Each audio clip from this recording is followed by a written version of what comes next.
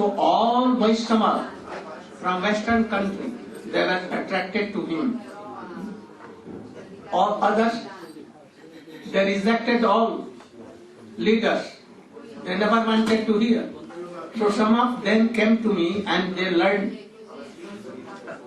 all these things, Brahma Samhita and so many things, hearing my classes, only to defeat him. Not to know, but only to defeat that anyone should not go and they should come. That's towards us. But it was impossible. Those who went to him, they become of him. As so many spies of ISKCON come to me, what he is telling, and they became totally mine. In the same way, he was very bold. And for that reason, he left his body in Mayapur. They wanted to ban him totally, not to preach like this. Then he told that I should obey my Prabhupada. You should not give up ISKCON. So, as they think, what is ISKCON? Oh, in my idea, that ISKCON and my ISKCON is different. My ISKCON is Guru Parampara of Brahma, Krishna, Brahma, Narada and Prabhupada. But his conception was other. When they pressed on him and told all that boycott him, if he was like me, what he would have done, like me. If there is no bhakti, I will not be in Gaudiya Vedanta Samiti even. What is the use?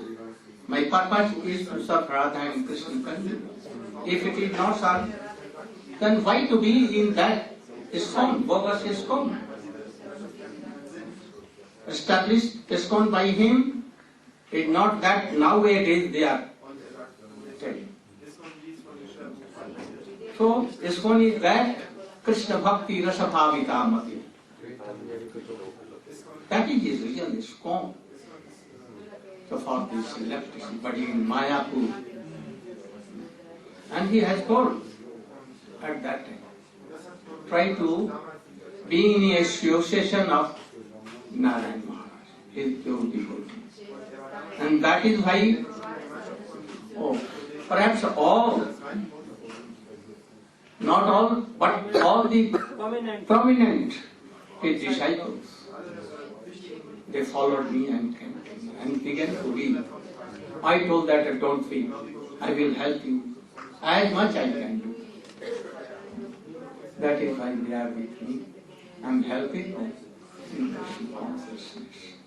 I want to increase their faith in his lotus feet and Guru Parampara. So I am finishing my class here. And then we will offer, all will offer first to their Gurudev and then to others. Where is, your kirtan? Come on. You can take harmony or you can sing easily.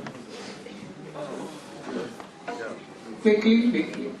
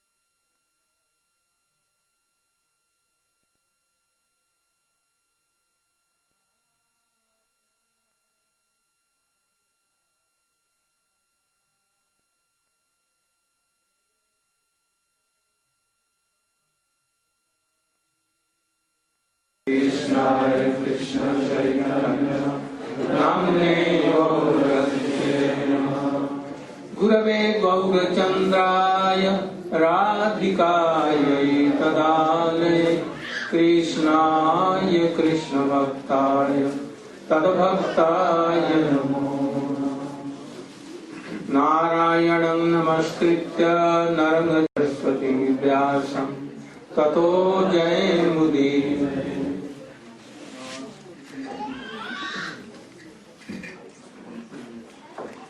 My millions of humble obeisances in the Lord's feet of my Paramaradhyatam Guru Pad Padma Om Vishnu Pasi Srimad Bhakti Pragyan Keshav Goswami Maharaj.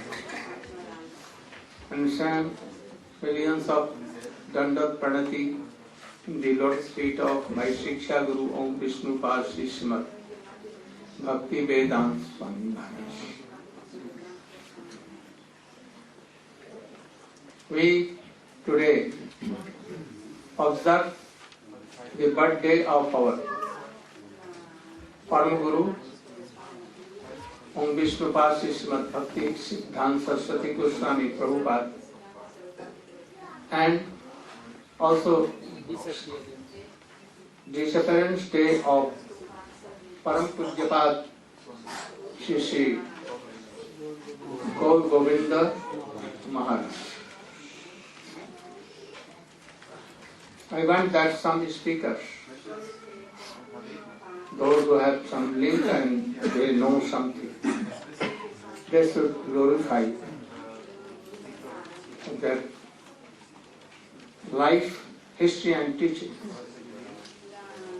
So I am requesting first, what name? Raghunath Bhatta to glorify his Gurudev, Shri Gaur Govinda Maharaj. You should come forward. You can come here.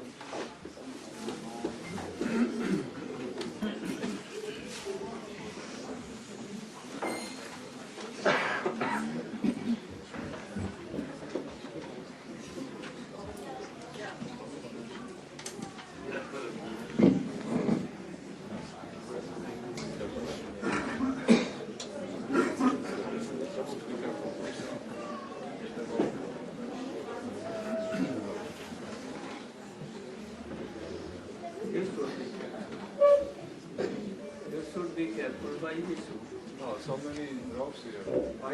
If he falls over, then it falls on you.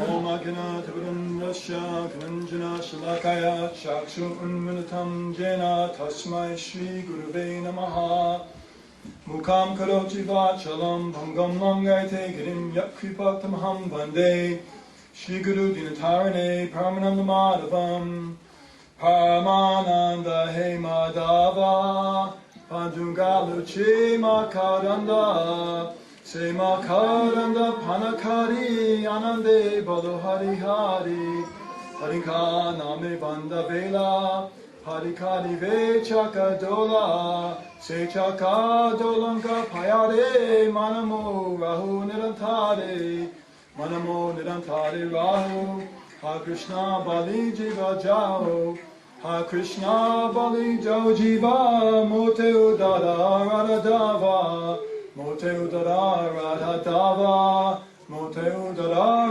Radhadava Vandeham Shri Guru Shri Yuta Patakamalam Shri Guru Vaishnavam Sha Shri Rupam Sagrajatam Sahagana Raganatam Tam Sajivam Sadvaitam Sadhutam Purjana Saitam Krishna Chaitanya Devam Shri Radha Krishna Vadan Sahagana Laita Shivaskandatam Sha Nama Om Vishnu Padaya Krishna Pashaya Bhutale Shrimate Gaur Govinda Swami Nitinamane Nama Om Vishnu Padaya Radhikaya Priyatmane Shri Srimad Bhakti Vedanta Narayana Nitinamane. It is finished.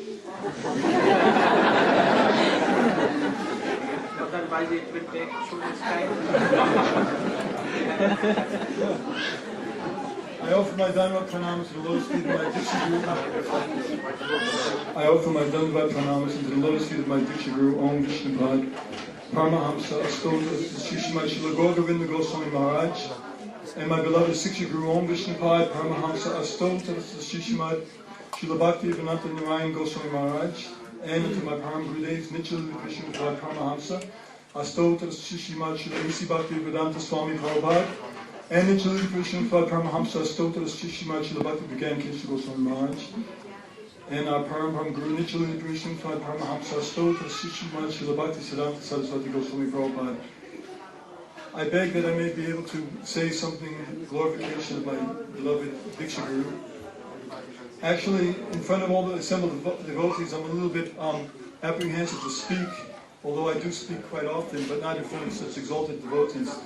So I'm begging the lotus feet of Gurudev and the lotus feet of all the Vaishnavas here, they may be merciful to me, allow me to say something of value.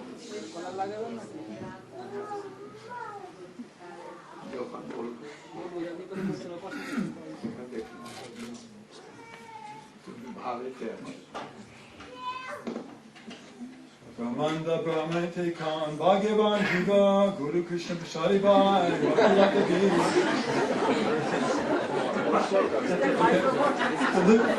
I'm going to explain something. Okay.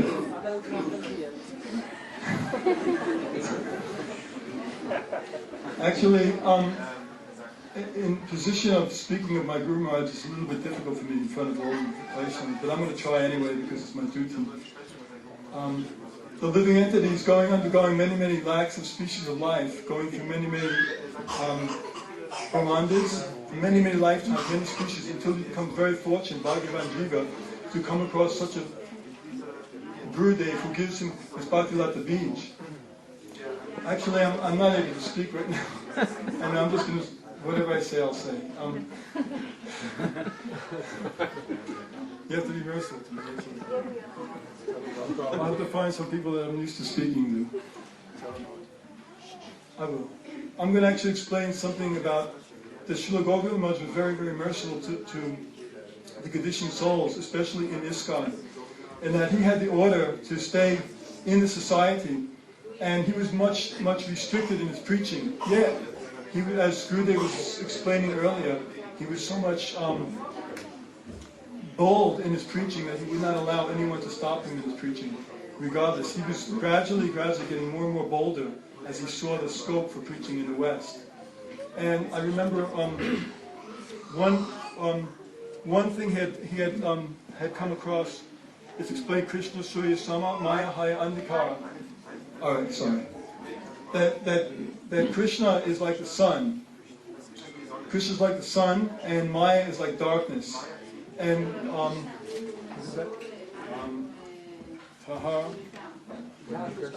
Wherever there is Krishna, Tamala Hridaya Sada Govinda Vishnam, that Krishna is in the heart of the pure devotee. So whenever I was with Srila Govinda Maharaj, I had so much association. It was always like Krishna was there. I could always feel so much high presence. Just one example, I was driving in a car with him about 2 hours, an hour and a half late for a program. And it was a big crowd of traffic, and we were going on a bridge, and we were going to be about 2.5 hours on the program. I was totally in anxiety, and Srila Govinda was sitting there, just chanting Nam. He wasn't at all concerned about the externals. And then when I turned to him, I said, Gurudev, is this Maya? And he turned to me and said, Maya has no scope for these affairs. He's very powerful. So he was actually very much setting the situation for me, my heart, what his position was in such a way. Mike? Okay. I'd rather just sit down, and it would be much easier for me to just speak. Don't laugh.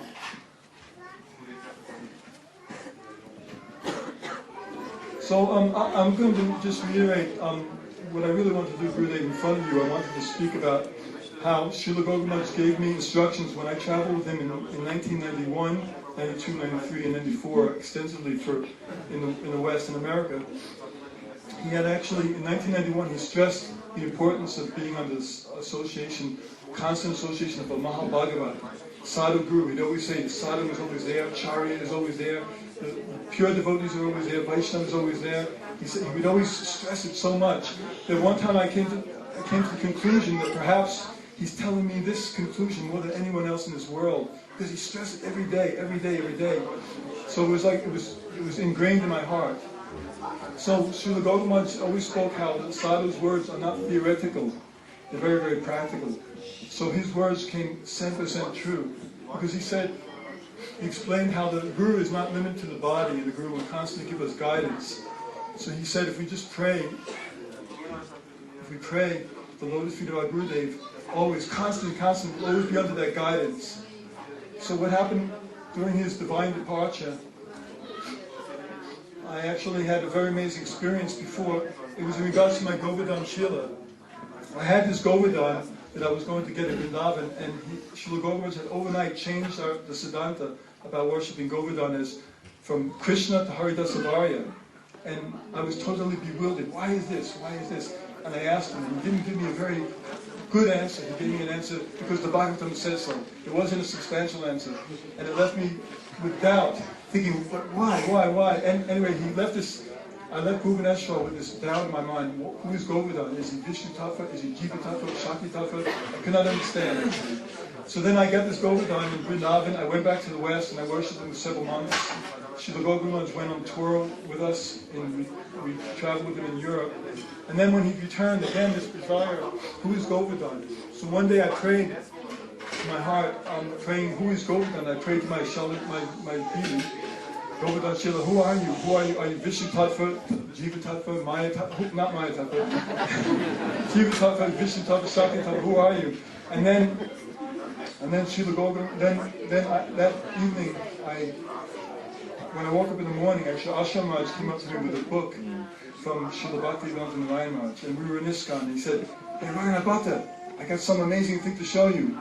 And I said, what is that? He said, man, and he called me into his room, it was like confidential. He said, this book is by Srila Narayana Maharaj. And he said, it's called Venu Geet.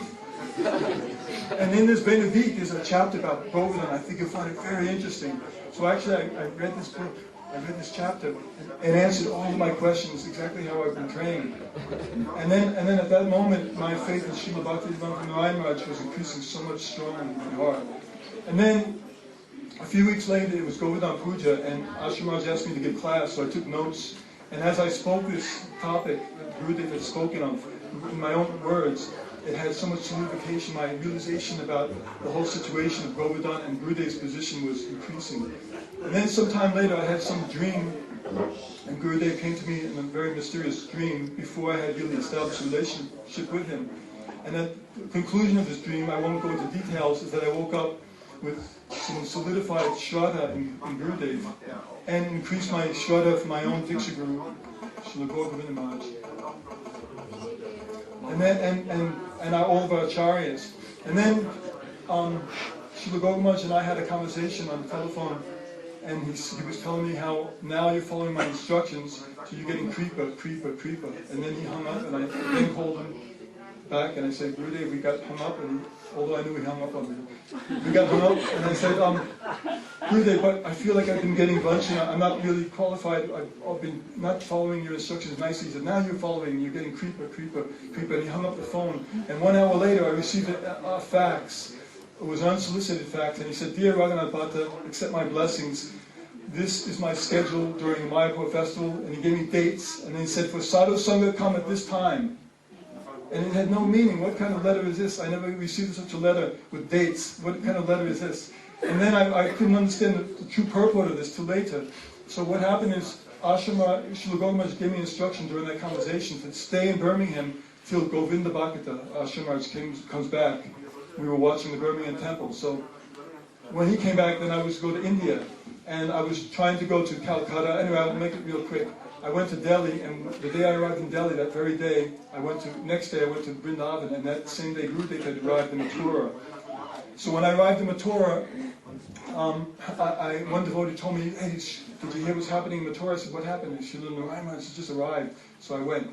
And I kept a low profile, and I stayed in the back. There was maybe about 500 devotees in Mathura temple, Keshavaji Gaudiya And Gurudev was speaking in Hindi. It was the middle of his lecture, and I was thinking, how can I speak with him? because there's so many people here, he's speaking in Hindi, it's impossible. And I was praying that I could have some darshan with Gurudev. Because actually, Srila Gautam was leaving, and it was such an amazing transformation. There wasn't a period for myself in which there was a space of bewilderment, actually. It was just a transformation from one form of worshiping my Gurudev to another form. Because he gave me some special mercy in this way, although myself I feel totally unqualified to receive this mercy, but somehow he gave it. And then Gurudev got from his Vyasa sign, got up, and he walked right towards me. And there was nobody between me and Gurudev. And I immediately put my head on his lotus feet, and Gurudev said, he went like this, he put his hand up like this. And I was thinking, oh, he means, can't you see there's so many people later, I'll speak with you. I was not so accustomed to Gurudev's gesture of giving kripa like this. And then Gurudev sat in his chair right where his old room used to be downstairs, and I sat right in front of him, and there were so many hundreds of people there. And I was right on my knees next to Gurudev, and Gurudev looked at me and he asked me, what is your name? And I said, my name is Raghunath Bhatta, I'm a disciple of Srila Gaur Govinda Maharaj. Before my Guru Maharaj left his body, I had a dream that I was at your lotus feet begging for prayer. And when I said that, Gurudev said, yes, I will help you. And at that moment it was very, very mystical, and I stayed in, and Gurudev was testing me, telling me to go to Rupa Sanatan and I could stay there. I wanted to be with Gurudev, I wanted to get some association. I wanted my questions and my doubts to be answered. Am I doing the right thing? But it was so much of a heavy test in that place, actually, in Keshaviji Gaudiya, very, very tricky place, actually. Very mystical place, and that was my perception. And then, finally, I was able to speak to Gurudev a little bit more, but so many things had happened. And then when I went to Bhubaneswar, I was having some types of dreams every night that time in Keshaviji Gaudiya. Then I went to Bhubaneswar, and I went to Srila Gautam Maharaj's his Bhajan and his Samadhi, and I was begging for mercy, and I was asking, am I doing the right thing or am I doing the wrong thing? You please help me. Actually, before that, Gurudev was going to an evening program, and I'm saying this because it's relating to the mercy. The mercy of Srila Gautam Maharaj is not coming in any other way, but coming in the form of the Siksha Guru. That's why I'm relating the story, and I wanted to say this in front of Gurudev, but I don't know how I'm speaking nicely or not nicely. Anyway. So Gurudev was at an evening program and he was speaking in Hindi, and then he turned to me and said, so, if the whole world is against you, and you have Krishna's sanction, what is the loss? And if the whole world is on your side and you don't have Krishna's sanction, what can the whole world give you? And Gurudev said that, it was like bullets in my heart. It hit me so hard, because he knew that I was going to go through so much external difficulty, with so much opposition, people trying to put me down, making me think I'm doing the wrong thing. So I had this doubt, am I doing the right thing or the wrong thing? This is my doubt. Am I doing the right thing? Am I doing what I'm supposed to do? So then when I went to Bhubaneswar, Srila Gautam Maharaj's Samadhi was there, and I prayed to Srila Gautam Maharaj, my Guru Maharaj, for 20 minutes to a half hour, begging, please, you give me one sign, I'm doing the right thing or the wrong thing, please help me. I want to serve you, I want to do the right thing. And as soon as I got up, I went over to a bookcase, and I picked, spontaneously picked 3 or 4 books from the bookcase, and they were in different parts, and they were all Gurudev's books. One was Venu Geet, one was Bhakti Rasayan, and Siksastika. And it was just like, I wasn't planning to, it was all books of Gurudev, and that was like confirmation. This is Srila Gaur Govinda Maharaj's bookshelves in Bhubaneswar. I picked 3 books spontaneously, they were all Gurudev's books. So I was thinking, is this not a sign?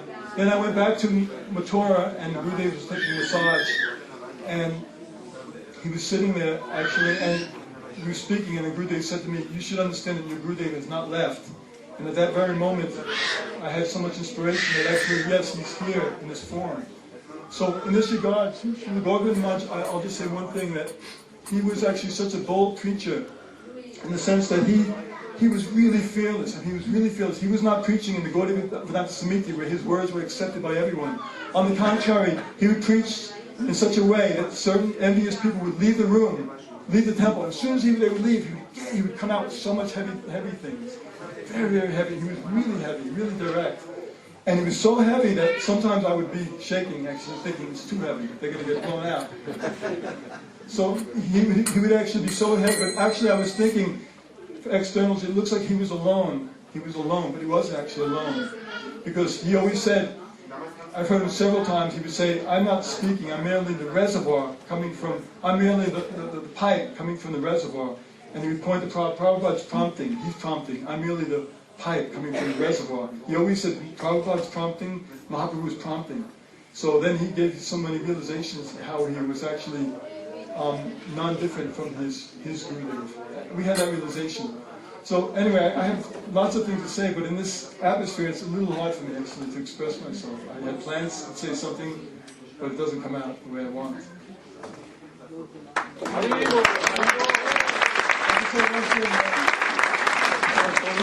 One thing I want to say, please. You should know a trick, how in brief everything should be. This is the truth. And this is quality. That in brief, we should speak that all essence should come in there. And if you are speaking for hours, but not anything important, then how we can clarify? Only one minute. Okay, I just beg the Lord's feet that I may become a qualified disciple and serve my Gurudev eternally, and I serve you eternally as well. Thank you.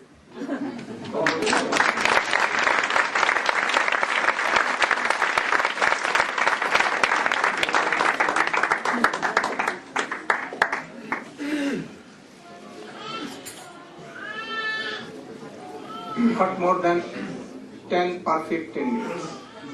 Om Gyan Timirandasya Niranjana Salakaya Chakshuran Militam Yena Tasmai Sri Guruvai Namaha Vanchakalpatarubhascha Kripasindhu Vyavacha Patidanam Bhavanebhyo Vaishnavebhyo Namo Namaha. So first of all, I offer my Dandavat Pranam to Lord's feet of my Guru Pada Padma on Vishnu Pad, Srila Bhaktivinoda Narayana Swami Maharaj, then the Lord's feet of my Ratna Padaksha Guru and Shiksha Guru Pada Padma, Srila the priest Srila Govinda Goswami Maharaj. So the life of Srila Govinda Maharaj, completely extraordinary. Bandhana Kurite Shakti, Jani Jani Jani. We have no power to glorify Vaishnava, but still we have some little greed to glorify their qualities, their teachings, their pastimes. So Grihajana Shikshaka, Nasikula Nayaka. Just like Sri Chaitanya Mahaprabhu was perfect Grihasta and perfect Sannyasi, in the life of Srila Govinda Maharaj we can see exactly the same thing. Even as a small boy, he said the first book that I learned to read was Srimad Bhagavatam and Sri Chaitanya Charitamrita. So by the time he was 11 years old, he said he had already read the Bhagavatam 5 times and the Sri Chaitanya Charitamrita 5 times. So he had no desire to enter into the Grihastha ashram, except he said his mother was putting pressure on. He said the first time I met my wife was at the wedding. So he said, I was with my wife 7 times in my life, so I have 7 children. So in this way you can see, even as a Grihastha, he was completely sense-controlled. So in this way, there's no difference between bona fide sannyasi and bona fide Grihastha who follows. So he was from a very poor family, so he had no chance to go to university. So even as a child, he was teaching at the school, and nighttime he would study. So when he went for his exam, he became second in the whole state of Orissa, despite studying at nighttime. So he was very fond of Harikatha, even as a teacher. In fact, he always used to teach, especially Srimad Bhagavad Gita, to his students. So one day, the inspector came, and he heard that Srila Govinda Maharaj was speaking so much Harikatha. So the inspector became very angry. Oh, you should not teach Bhagavad Gita, you should teach mathematics, Oriya, English, philosophy, science. So Srila Govinda Maharaj was not saying anything, and next day again he began to teach again from Srimad Bhagavad Gita. So that time the inspector came and said, what are you teaching? And Srila Govinda Maharaj was silent, and the inspector opened up Srila Govinda Maharaj's textbooks, and inside was Bhagavad Gita, inside. So the inspector became very angry, and Srila Govinda Maharaj became disgusted. Oh, that place I cannot speak Harikatha, no need to stay there. So quickly after that he renounced everything and took Vanapras, like Vanapras. So many of his students actually became his disciples when he started to preach. Many 10 or 15 of his students became his disciples after. So when Srila Govinda Maharaj left home, the village became very angry, and they tried to tie him up. They tried to oh, you have become quite mad. how you can leave 7 children, how you can leave a wife. That time his oldest son was only 18 years old. But Srila Gaura Maharaj, when he was tied up, he said, you can tie my body, but you cannot tie my soul. And that time his wife said, no, I had a dream last night, Krishna has already given him sannyas, so you should let him go. So that night when Srila Gaura Maharaj left, he walked and walked and walked and came to one village. So to cross to that village, you have to cross the Mahanadi river. Sri Chaitanya Mahaprabhu used to take bath there also. So that river was very, very deep. So he was thinking, how will I cross? There is no boat. Then he saw one man walking across the river. And he thought, oh, that must be where it is very shallow. So he also went there and crossed across the river. When he came to the villagers asked, oh, Baba, where did you come? Oh, I came from across. How did you cross the river? Oh, I walked, this is very shallow. And all the villagers said, are you mad? That river is 50 feet deep. So Srila Gaura said, oh, I think that was Krishna showing me. Oh, you crossed here. So late at night, one very old lady in white cloth, she came and she did dandavats to Srila Gaura Maharaj. So Srila Gaura Maharaj asked, oh Mata, why are you giving dandavats to me? Who are you? She said, I am giving dandavats to you because you have done what no one else has done. You have left me, you have left me. Srila Gaura Maharaj said, who was that old lady? She was Maya Devi. You have left me. So we heard a little bit this morning, Srila Gaura Maharaj wandered for 2 years all over India, especially Himalayas, Haridwar. He said, I was trying to find a guru who could teach me the precepts of Chaitanya Mahaprabhu. He said, but I could not find anyone to inspire me. Finally, he decided to come to Vrindavan. He thought, Krishna must fulfill my desire in Vrindavan for a bona fide guru. So there he saw the white Hare Krishnas chanting Haribol. He became astonished. So one of them gave him a back to Godhead. So he thought, I'm looking this back to Godhead for 3 things. I'm looking for Mahamantra, I'm looking for Chaitanya Mahaprabhu, and I'm looking for Srimad Bhagavatam. So when he opened his back to Godhead, he saw Chaitanya Mahaprabhu, Mahamantra, and Srimad Bhagavatam. He said, I want to make that Srila Bhaktivedanta Swami Maharaj. So when he went there, it was very hard for him to meet actually, because they thought he was like Mayavadi. He had dreadlocks, and very bright saffron cloth, but tilak, Vaishnava tilak. So first they would give no chance to meet. So finally he persevered. He went inside.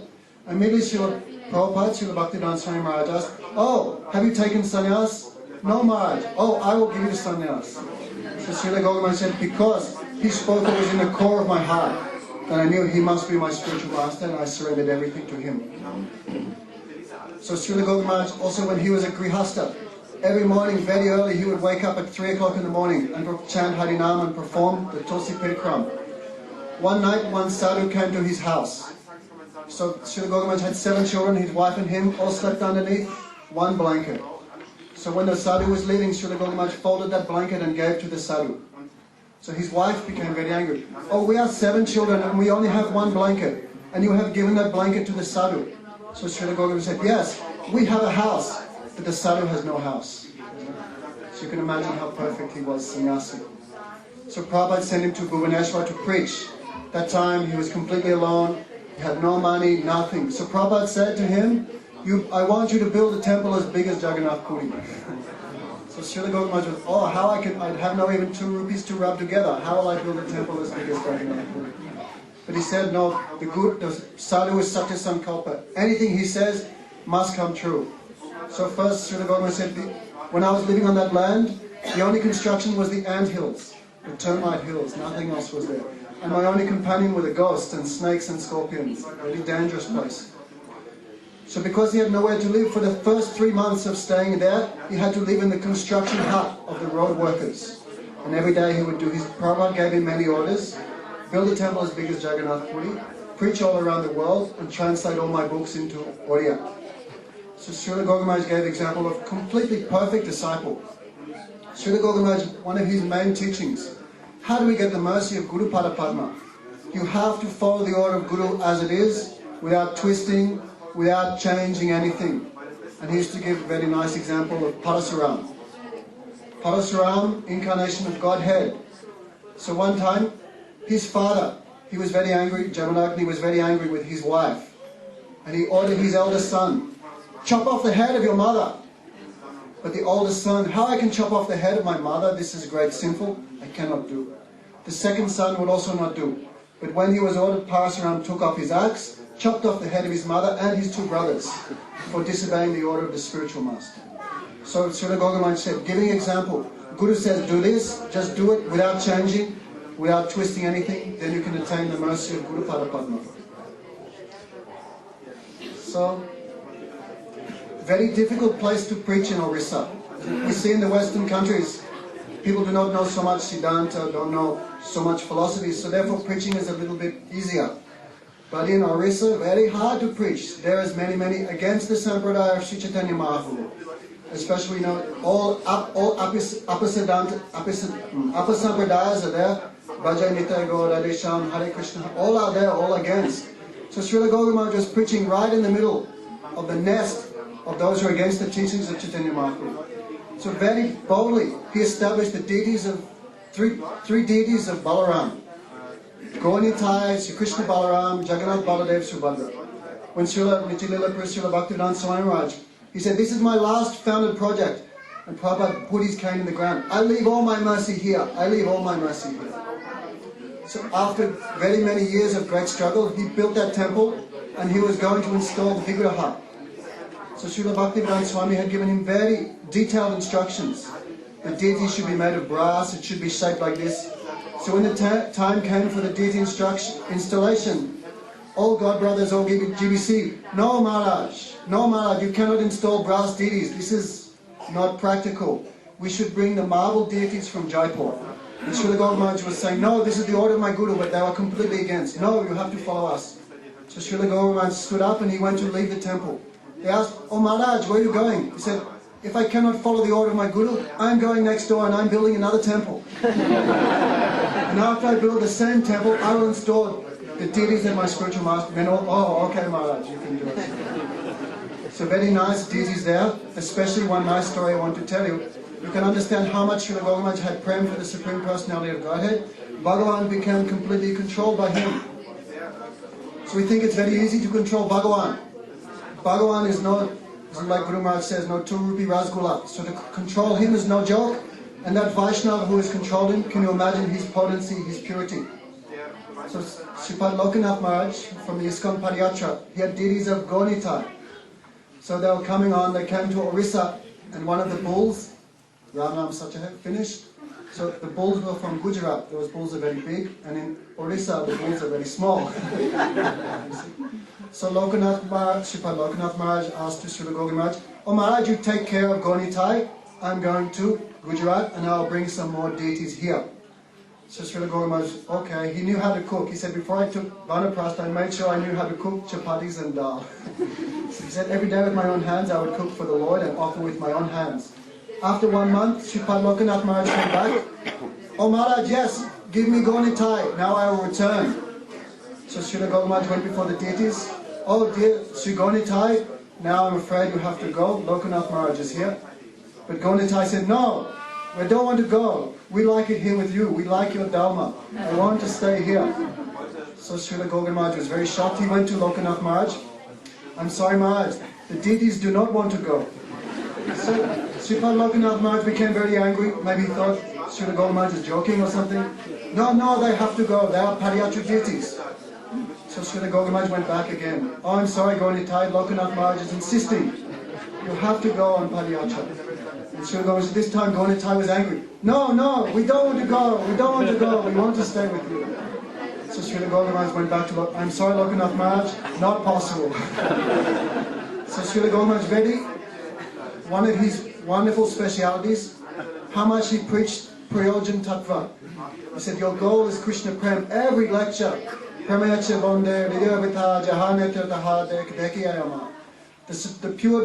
pure Vaishnava, everywhere he looks, because he has the eyes of love, Premanjana Churtaya Bhakti Valochanena, Sandasadaya Surides Varokiyantim Yatshama Sundarama Chintya Guna Surupam, Govinamari Purusham Tamaham Bhajami. The pure Vaishnava he has, Premanjana, the ointment of pure love. He said, what is Gaudiya Math? What is ISKCON? This is the factory of Guru Pada Padma. And what are they making this factory? They're making the ointment of pure love. So we are here serving in the factory of Guru Maharaj. And we are asking for the wage. What is the wage? that ointment of pure love of Godhead. So always, every lecture he was stressing, our goal is Krishna Prem. Your goal is Krishna Prem. How you get it? Krishna Bhakti Jama Mola Hoi Sadhusanga, Krishna Prema Jama Tena Puna Mukhya. The only place you get pure Sadhusanga is in the association of pure Vaishnava. He used to say, how much Krishna you want? Do you want 5%? Do you want 10%? Do you want 20%? If you want 100% Krishna, then you have to go to the 100% sadhu and completely surrender there. Without duplicity, without crookedness, completely surrender there to the sadhu, you will definitely get Krishna Prem. So we know Srila Gautam he tried very hard to fulfill all the desires of his Guru Maharaj. So how do we know the glories of Nityalila Priya Srila Bhaktivedanta Swami Maharaj? How do we know he was great? How do we know he was a Premi Bhakta? How do we know he was empowered by his Guru? Because he could make one disciple like Nityalila Priya Srila Govinda Maharaj. Srila Bhaktisiddhanta Saraswati Thakur. He had 60,000 disciples. He said, if I can make one pure disciple, then my Guruship is successful. So we know the glories of Srila Prabhupada. He could make such an empowered personality like Srila Govinda Maharaj. So I'm very lucky that I could meet him. He completely pulled me out of a very terrible situation, completely engrossed in Maya. So he was very, very affectionate to all his disciples. Also, so today we are feeling great loss, great separation.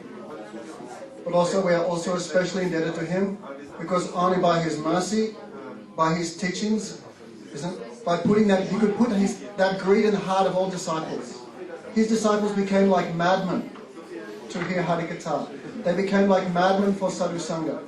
So that is his mercy. He could make wretched persons, fallen persons, he could make them mad for Guru and Gauranga. So his disappearance today, we are begging his mercy. So I'd like to thank him very much because he personally indicated, one time I asked him in Calcutta airport, oh, Guru Maharaj, he was in Calcutta, so I asked him, I have a great fear. What will I do when you leave your body? When you leave this world? How will I do service? Under whose guidance will I do service? I don't understand. So he laughed and said, oh, you should immediately run to the Shiksha Guru. So then I was, but who do I go to? I don't know anyone. So Srila Gopal said, don't worry, I will arrange everything. Gurudev will arrange all association. So I'm very lucky he put me under the guidance of Guru Maharaj. One small thing also. One time he came to Singapore. So that time we had the good fortune to meet Pujapad Padmanabh Maharaj and Pran Kishore Prabhu. They were collecting with paintings and we were also collecting with paintings. Srila Gopal said, beg, borrow, steal, just bring money. I have to finish this temple. Said, Prabhupada is beating me every day. Oh God, Govinda, oh God, why you have not finished the temple? So we met these two nice devotees and we were always talking about Srila Gopal Maharaj and they were always talking about Srila Guru Maharaj. So I became astonished, oh, only we can talk about our Guru Maharaj. No one else can talk about their Guru Maharaj. So they had so much faith in him, so I became curious. So when we came to Calcutta, we took that chance and I asked, oh Srila Maharaj, Srila Guru Maharaj, everyone is leaving ISKCON and going to Srila Narayana Maharaj. What is your opinion of that? What do you think of that? So Srila Gopal Maharaj became very grave. He said, hey, you should understand what is ISKCON, who is a bona fide member of ISKCON. ISKCON means International Society for Krishna Consciousness. So that Vaishnava who is 100% Krishna conscious, he's an actual life member of ISKCON. He said, you are thinking ISKCON, non-ISKCON, but this has nothing to do with Vaishnavism. So this was like an atom bomb on my head because Srila Gautam Maharaj was completely dedicated to ISKCON and completely dedicated to the service of his spiritual master. So coming from him, I never heard anything like it. So I was very stunned. Then he stood up and he said in a soft voice, he said, yes, and if you get the chance for his association, you should run there.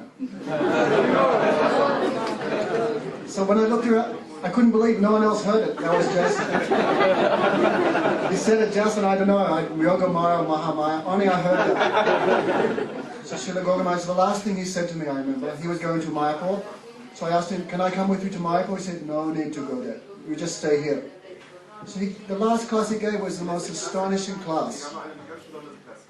Maybe 150 verses. He was such a vastly learned personality, you cannot imagine. Maybe 150, 200 verses in that class, all about the 10 divisions of Srimad Bhagavatam, the Puranas.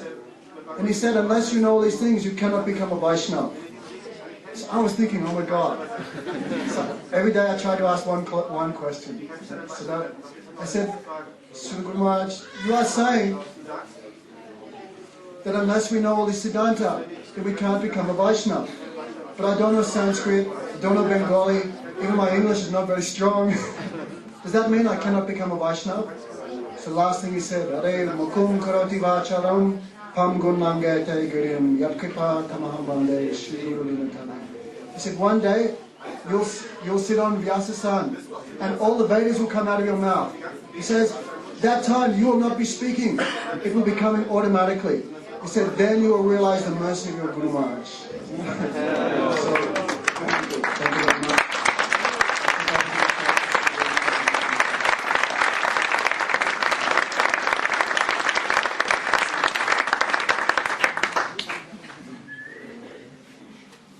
Though ISKCON leaders, they never want that I should visit their any center. They were and are very against. But I think Gaur Govinda Maharaj wanted that my Shiv Vigraha should be established by Narayana Maharaj. And that is why he inspired his disciples. Jagadish Pandit and Sachin Nandan especially. Sachin Nandan very powerful, very powerful. And he was working in government affair, very powerful. So he called me. All were against this, but he was powerful. He never heard him. And he called, I went there. And I established with all my hands two perhaps two vigraha. One in the temple and one in the side.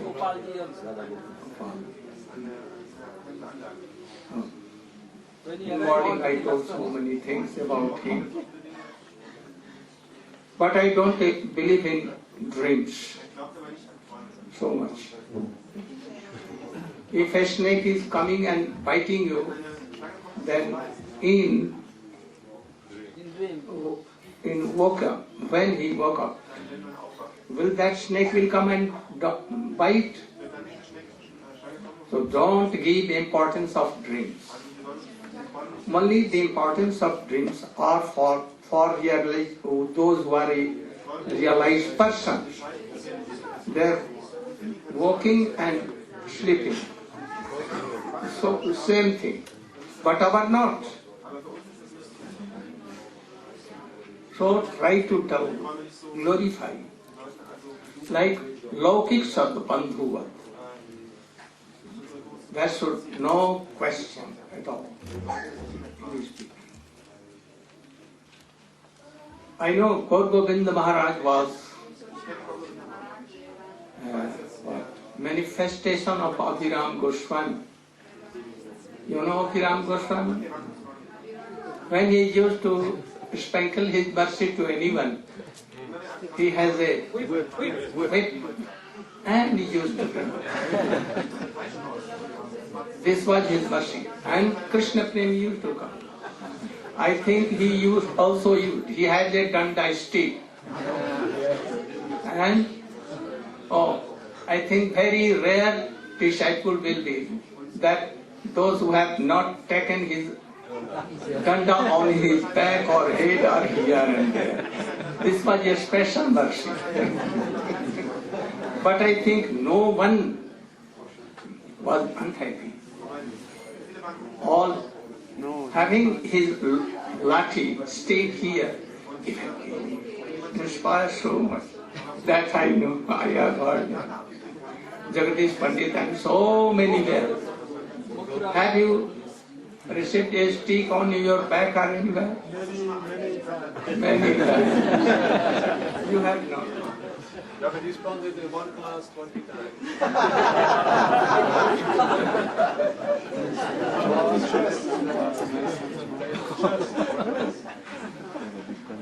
Anyhow, we are offering Pushpanjali in his lotus feet today. He should be pleased to sprinkle his mercy on us that we should be like. Now, Shyamrani should speak something in brief, direct, not indirect. Like you told about our Guru Maharaj something indirect, or you should tell direct about his life and about Bhakti Siddhanta Saraswati.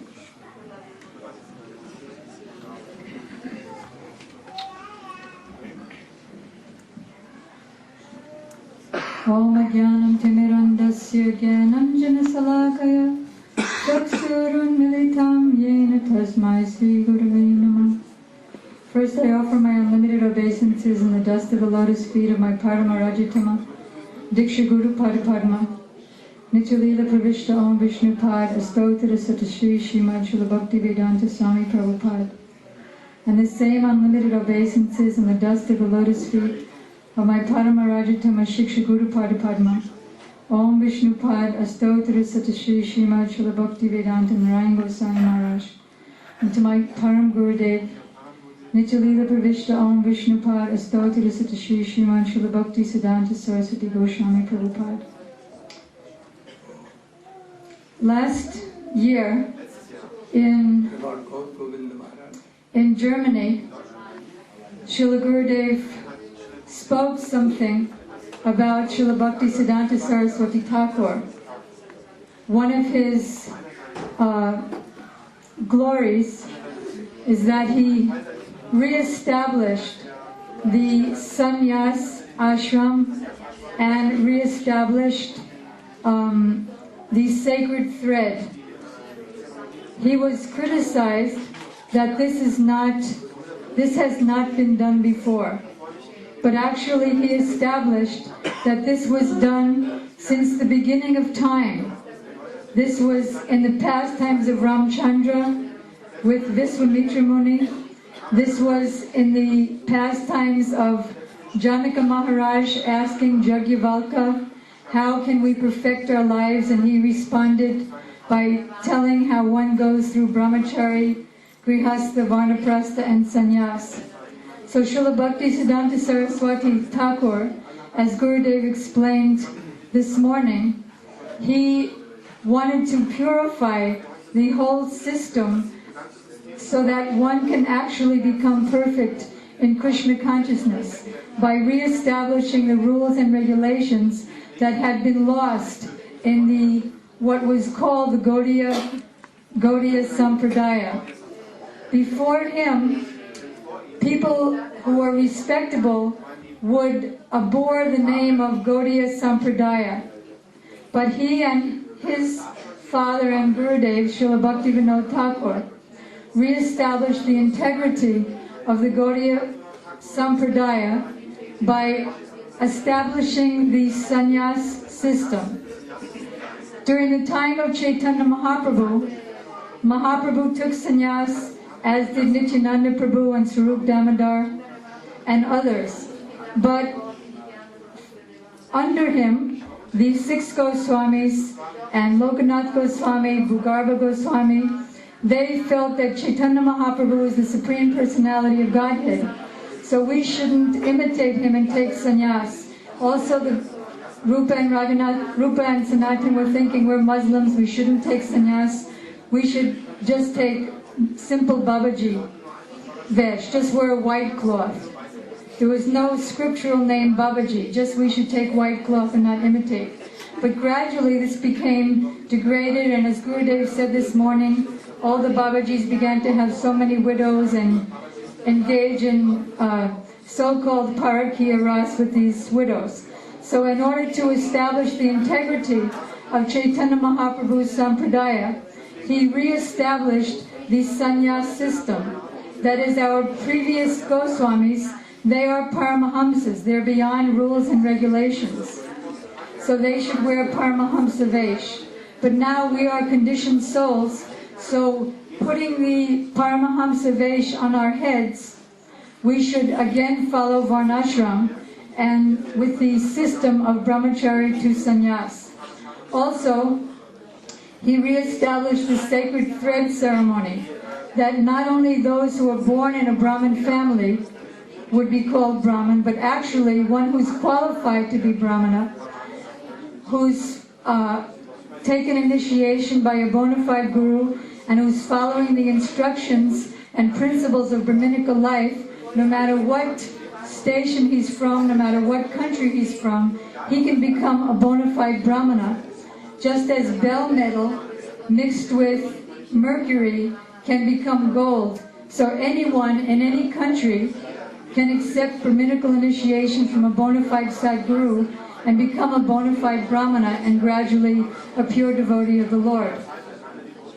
He was a great, perfect follower of Bhaktivinoda Dwara, the line of Srila Bhaktivinoda Thakur. And he understood his Gurudev and father better than anyone. I hope this isn't indirect. But there was an Istagosti held in 1952 in Chaitanya Saraswat Mutt, wherein many sannyasi disciples of Srila Prabhupada were present. And one of the participants in the Istagosti very humbly asked that there seems to be a difference in opinion between the commentary of Srila Bhaktivinoda Thakur and the commentary of Srila Prabhupada Bhaktisiddhanta Saraswati Thakur in the 5th verse of Sri Upadeshamrit, Krishneti Yashagiritam Manasadriyeta Dikshasti Che Pranatibis Chabadam Misham. So then one of the sannyasis asked, what is the difference?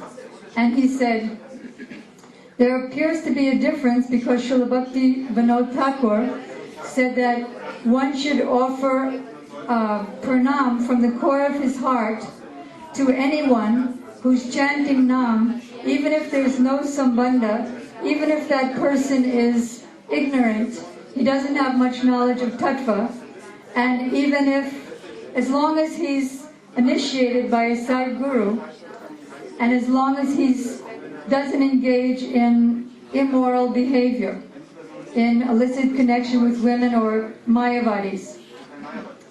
But Srila Bhaktisiddhanta Saraswati Thakur, his commentary is different, or appears to be different. He says that one should offer pranam within the core of one's heart and with his physical obeisances. If one is chanting Nam with sambandha, that he has some realization of his relationship with Krishna, that he's accepted Diksha from a Sadguru, and he's continually chanting Nam with love and affection. And he realizes that Nam and Nami are one, and he realizes that the sadhana of Nam is the only process or method of attainment. So this devotee asked, how can we reconcile this apparent difference, or whom should we follow? So because this was at the Chaitanya Saraswat Mutt, Pujapad Srila Sridhar Maharaj replied that mostly our acharyas have the same opinion, but here we see that there's a slightly different opinion. But we should accept the commentary of Srila Bhaktivinoda Thakur, because he is the guru of Srila Bhaktisiddhanta Saraswati Thakur. And he said his commentary is verified by Shastra. And he quoted so many verses from Shastra. Sakradapi, Sakramakadapi, Shradhaya Heliava. Even if one doesn't have any faith, if he chants the holy name of Krishna, that Nam will do Uttama Adhikari. So similarly, Srila Bhaktisiddhanta Saraswati Thakur is going deeper into the meaning of Srila Bhaktivinoda Thakur by saying that it's true that as soon as Nam touches this tongue, Namatmakam, as soon as Nam touches the tongue, Rasa sprig, then the taste of Nam touching the tongue gives automatic liberation, and it automatically gives Krishna Prem even. But what is the quality of the tongue that will get touched by the name? That is, if we're speaking about Nam Aparad, that name does not deliver, and that name needs Diksha and all kinds of other purificatory activities in order to have effect. But the pure Nam, that name doesn't need any help. It doesn't need any previous regulative purification activities to chant. It doesn't require Diksha, it doesn't require anything. So when Srila Bhaktivinoda Thakur is saying that one should honor a person who's actually received Diksha in a certain way, this Diksha means real Diksha, that he's actually has some transcendental knowledge of his relationship with Krishna, and Ksha, his anarthas have gone away. And Srila Bhaktisiddhanta Saraswati Thakur explained that one who's chanting real Nam means Param Vijayate Sri Krishna Sankirtan. Sarva Bhavito Kirtan. Sarvena Bhavito Kirtan. One who's chanting in Bhava Bhakti, and one who's, such a person begins to chant Shuddha Nam. He's really chanting Nam.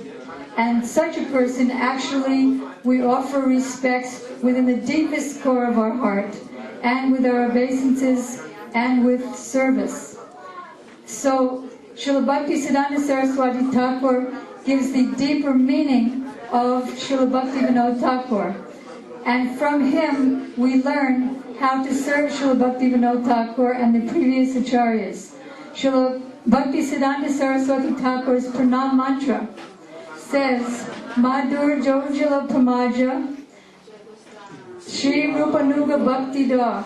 That is, for someone to chant general Nam, then anyone can be offered respects for chanting Nam Aparad. But if one wants to reach this Madhur Jojala Prem that Sri Chaitanya Mahaprabhu came to give, then he gives himself and hears the Nam from one who's approaching pure devotee or one who is a pure devotee.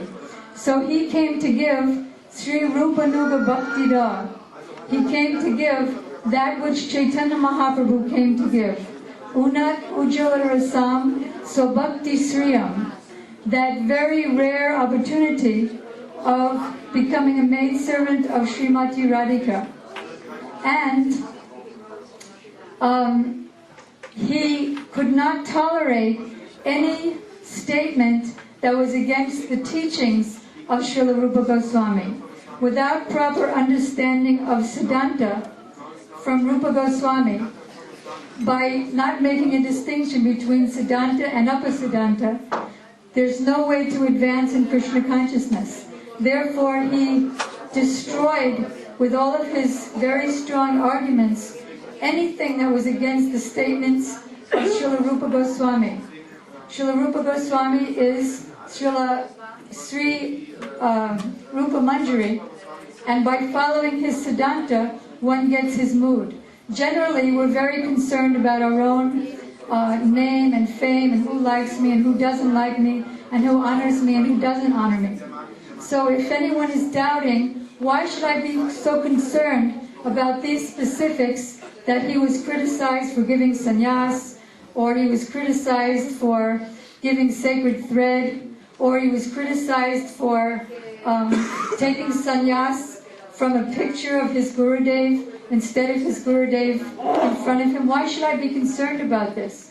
Why should I be concerned about establishing his glory and defending his integrity? What does that have to do with my general life? They have everything to do with our general life. He is Nayana Manjari. That means in that realm, he is like the twinkle of the eye in Srimati Radhika to help her to see Krishna. Whenever she's feeling separation from Krishna, he's always helping her to meet and see Krishna. Similarly, she has another glance, another eye on this world. And Sri Bhaktisiddhanta Saraswati Thakur is Srimati Radhika's eye on this world, Nayana Manjari. As she looks on this world to give this world mercy and take away all the unhappiness from this world, Srila Bhaktisiddhanta Saraswati Thakur is her eye.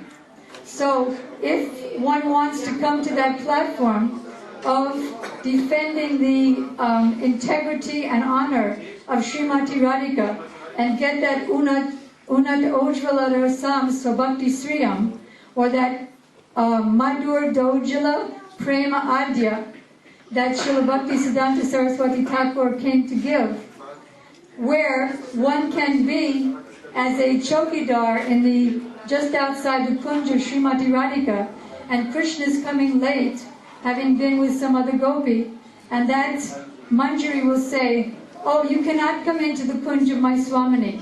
She has her honor. No one can cheat her and come in her kunj."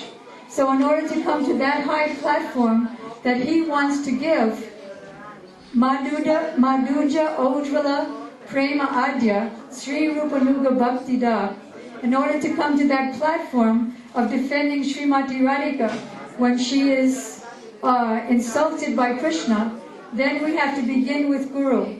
Srila Gurudev explained that unless we're feeling intense separation for Guru, we can never feel it for Radha and Krishna. Similarly, when we know Siddhanta and we engage our life in defending and protecting the integrity and glory of our Gurudev and Srila Bhaktisiddhanta Saraswati Thakur and our Guru Parampara, then gradually we can come to get what he wanted to give. That's Sri Rupanuga Bhakti Da.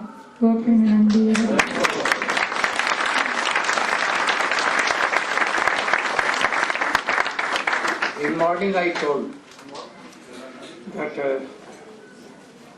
Srila Bhaktivinoda Thakur gave Kurma mantra to Srila Prabhupada.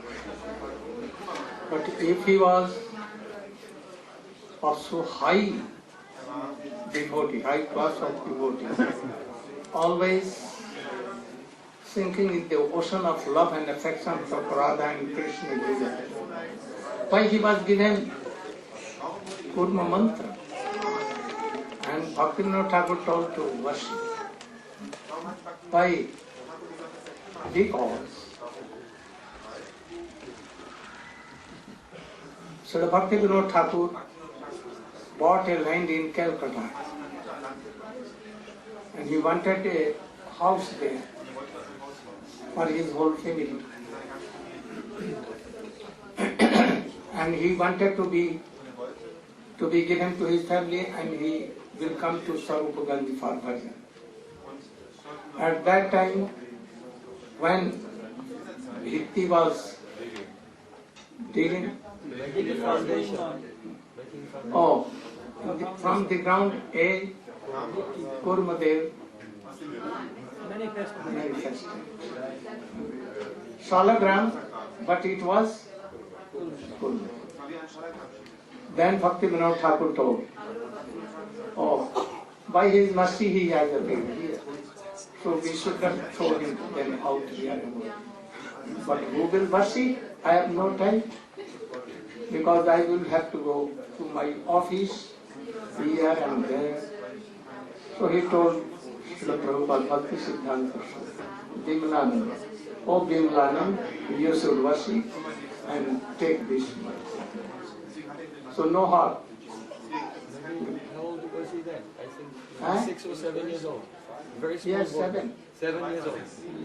But even he, I have heard that he gave this mantra at the age of 5. Or like Prahlad Maharaj, very genius. So he gave. So don't have doubt that why he gave Kurma mantra to me. By accident it was. Also, you should know that he gives sannyas to so many persons. So many very qualified boys. I named yesterday, this morning. And he once he told Parvat Maharaj, from Odisha he was. I don't remember his place where, but from anyhow in Odisha he was. And he told that you should go to Haridwar and other places to preach. And he gave a party and he went to preach in Haridwar and all these places. But he thought that, oh, so many pilgrims are going to Badri, Narayana and Kedarnath. So I should go. And very quickly I will return back and so he went there, Badri, Narayana, and then Kedarnath, and he returned back. Prabhupada, Sri Bhakti Siddhanta Vinayuti's fact, he called back in no need of preaching. Oh, he took his sannyas vesh and saffron cloth at once and told that now your name is Badri and Dasadhikari. Prihas name. I will not allow you to be in saffron cloth and sannyas. And then for so many years he was in white dress, not sannyas, and now he becomes so humble, so much obedient, that all began to tell to Prabhupada, please be merciful and return back. Then Prabhupada mercifully returned back again. He was so. Once a letter came from the house mother from our Gurudev. No, a letter came that I am now about to die. Please send my Vinod that at the time of death I may see him for last time. I want nothing. What he has done good. But I want to see him. Then Prabhupada called him and told, oh, you should go at once to your mother and go and see her and serve and then return. He ordered, and our Guru Maharaj, Srila Bhakti Keshav Goswami, he returned back and then he went in a corner of a very dark room and began to chant, whole night chanting. He did not went to his mother. So the Prabhupada also had some doubt that whether he has gone or not, but I am not seeing him. So, where he is? Has he gone? Follow my order or no? Oh, go and search him, and if he is here, call him. And then anyone came and told that he is sitting in the dark room whole night, chanting and weeping. Then he called. Then my Gurudev went, why you could not went to your mother to see him in lying bed, death bed? Why you could not? Prabhupada, he told very humbly, looking on earth, weeping, that after billions and millions life, pieces of life, are made now in this human life to you. I don't want to miss. If I will go to my mother at the time of death, what will be? She may tell that, oh, my dear boy, I don't believe in or my any other choice. I believe in you and I have so much affection for you. After me, you should try to save them and support and nourish. So you should be. And look after Jamindari. Huh? Land holding. So I will have to obey her last, and then anyhow I will be engaged in this art, and I will be very far away from your Lord's feet. That is what I am thinking, what to do, not to do. Whole night I was restless. Prabhupada told that, yes, you are right. I was taking your test, whether you are going or not. I am very nisthur, cruel-hearted. I brought so many jewels, qualified sons and husbands of their family. I don't want they should be again involved. A brahmachari, pakka brahmachari and sannyasi, they should not go to their family persons, even his wife, sister, son or anyone. Otherwise he should give up sannyas. Better to give sannyas, renounce order, but not to be by any trick or anything that, oh, I should go and help my son, my wife, my children, or sister. Sannyas means samyak nash. Prabhupada told, nash means to cut all the worldly relations and thickly be connected with Guru Padma and Vaishnava. Anyhow, Narottam Thakur or Bhaktivinoda Thakur has written this. Sannyasi karya yehi na hai, kutumba laiya kare bharana poshan, or he should go to his related persons. Sannyasi should. So in this, Srila Prabhupada Bhakti Siddhanta Sati, Jagadananda. Oh, Jagadananda Pandit. Oh, not any ordinary person. Jagadananda who? He was also a renowned person. And one of the associates, not only associate, very intimate associate. And he has to, we should try to follow. That is sannyasi. Oh, he should come. Really the relation. And relations should come one pointed to Krishna. Otherwise, he should be in grihastha life, supporting and nursing them and being there. So we should always remember. I wanted to tell so many things, but I want to hear also. You should speak. Also, I am very cruel in this matter. If I will hear anyone having any connection and going there, I will take their sannyas and everything, saffron cloth, and I will give name or like that. Dasadhikari.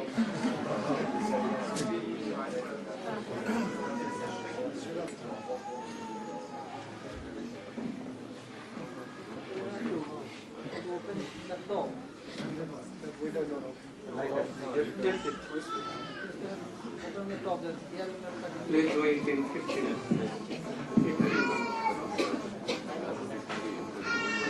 Open one or two windows there. On the top only, not like this way.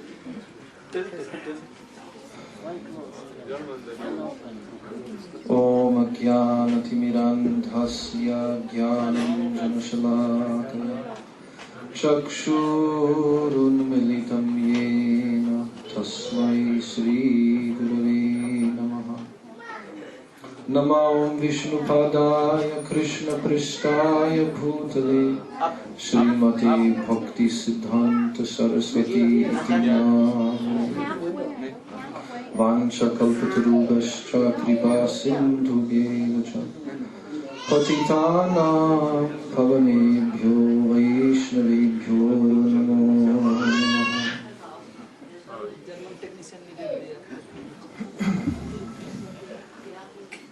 Srila Prabhupada Bhakti Siddhanta Saraswati Thakur. He is like the engineer of this modern Krishna consciousness movement. Srila Sachidananda Bhaktivinoda Thakur, he was like the architect. He designed the whole plan. He wrote all of the directions, all of the shastras. And he called for the Supreme Lord Sri Krishna and Srimati Radhika to send their dearmost servitor, their empowered servitor to this world, to execute this great mission and to bring Krishna consciousness movement, the mercy of Sri Chaitanya Mahaprabhu, to the length and breadth of the entire world. Srila Bhaktivinoda Thakur first of all wrote one book in English language, and this was Sri Chaitanya Mahaprabhu, his life and precepts. And he sent this book to the Western countries, into universities in Canada and England. And in this way, he began this flow. Srila Bhaktivinoda Thakur's movement, it is called Bhaktivinoda Dhara, like a stream, a transcendental stream of nectar flowing down from Srila Rupa Goswami Pad and Sri Chaitanya Mahaprabhu. And as we heard, without the presence of these divine personalities in this world who strongly preach the message of Mahaprabhu and completely smashed all misconceptions of the Apasampradayas and Mayavad misconceptions that were so prevalent at that time. Without their coming, it is sure and certain that this Krishna consciousness movement would not have come to the Western world, and even more, it could have disappeared or gone underground within the land of Bharata. But by the mercy and the divine empowerment of these personalities, today we are sitting here. None of us could be here if it was not for the mercy of Srila Sachidananda Bhaktivinoda Thakur and his divine representative, Srila Prabhupada Bhaktisiddhanta Saraswati Thakur. So actually, how have we received this mercy? How has it come to us? Because Srila Prabhupada, from the first meeting with Srila A.C. Bhaktivedanta Swami Prabhupada, from the first meeting of this divine personality in 1921, when he was young man and householder, and coming to his lotus feet for the first time to hear him speak the message of Gauravani. Then as soon as he arrived there with some other classmates of his, university classmates, and paid his obeisances to this sadhu, the very first words that he heard from him was that, you are all intelligent Western persons. You should preach this message of Chaitanya Mahaprabhu to the whole world, to the English-speaking world. It will be good for you. And then at that time, Abai Charan Day, at that time, he objected. He gave some argument that, how is it possible that we can preach and distribute this message of Chaitanya Mahaprabhu? Who will listen to us in the world? We are a dependent nation. We are ruled by another country. So who will listen to us? What kind of voice will we have? And then at that time, Srila Prabhupada, he defeated Abai Charan Day. And he told him that this message of Chaitanya Mahaprabhu is not dependent upon any political situation, who is ruling, which party is ruling, which country is ruling. It is completely transcendental. So in many ways, he defeated him, and then Abhay Charan De at that time said, I very much was so pleased to be defeated by my Guru Maharaj. And from that moment, he accepted him. He told, I accepted him in my heart as my Guru Dev. And he left that place thinking, now the movement of Chaitanya Mahaprabhu, it is in the hands of a very great personality, very qualified personality. So years later, he also sent one letter just before the disappearance of Srila Prabhupada, and he asked him that, I am one of your disciples, you have many thousands of disciples, I am a householder and I cannot do service like you have so many brahmacharis and sannyasis, so what can I do? What service can I do for you? And then Srila Prabhupada wrote back to him, and he said it was the same message that he had gotten 12 or so many years before in 1921 at their first meeting. He told him, he said that you should always try to preach this message in the English language, and without any kind of difficulty, you should try to print books. Whenever you get any money, you should try to print books and distribute to the world. So by these orders of Srila Prabhupada, by the divine inspiration coming from him into the heart of Abhay Charan De, he carried out this order of his Guru Maharaj, and by his mercy, he came across the oceans to reach the whole Western world with the message of Sri Chaitanya Mahaprabhu. So we should understand, like Gurudev told this morning, that he is like an arm, an extended arm of Srila Prabhupada Bhaktisiddhanta Saraswati. It was him who was doing this preaching work, who had given his mercy to all the fallen souls throughout the world, whose heart was breaking to give this mercy and this line of Bhakti Vinod Dhara to the whole world. It said, and Abhay Charanaravinda, who became Srila Bhaktivedanta Swami Prabhupada, he brought this message to everyone by the empowerment of his Gurudev. And also by the empowerment of the most intimate servitor of his Gurudev, Srila Nityalila Pravishta Om Vishnupad Shri Srimad Bhakti Pragyan Keshav Goswami Maharaj, who was his dearmost bosom friend, and who empowered him by giving him sannyas order and making him to drink the nectar of Bhakti Rasa, Vairagya Yug Bhakti Rasam Prayatnaya. And by the empowerment and mercy of these divine personalities, Srila Bhaktivedanta Swami Maharaj was able to go to the length and breadth of the world and to bring thousands and millions of people to the lotus feet of Mahaprabhu and Radha and Krishna. So who was this exalted divine personality who came within this world by the calling of Srila Bhaktivinoda Thakur? He was direct associate of Radha and Krishna in transcendental Sri Vrindavan Dham, and a personal associate of Sri Gauranga Mahaprabhu. And his whole life was simply a complete manifestation of his highly exalted position. As we heard this morning from Gurudev, so many indications in his very childhood.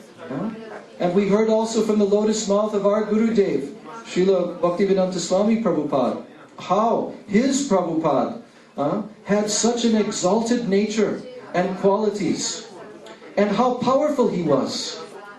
He used to tell that my Guru Maharaj was hard like a thunderbolt, but also he was very soft like a rose.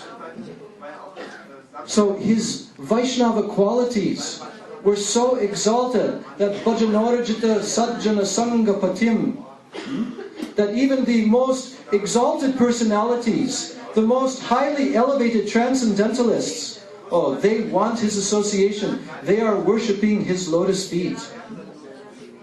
So, I want to tell how Srila Prabhupada Bhaktisiddhanta Saraswati, in his youth, there are so many beautiful stories in his biography about his manifesting his divine character.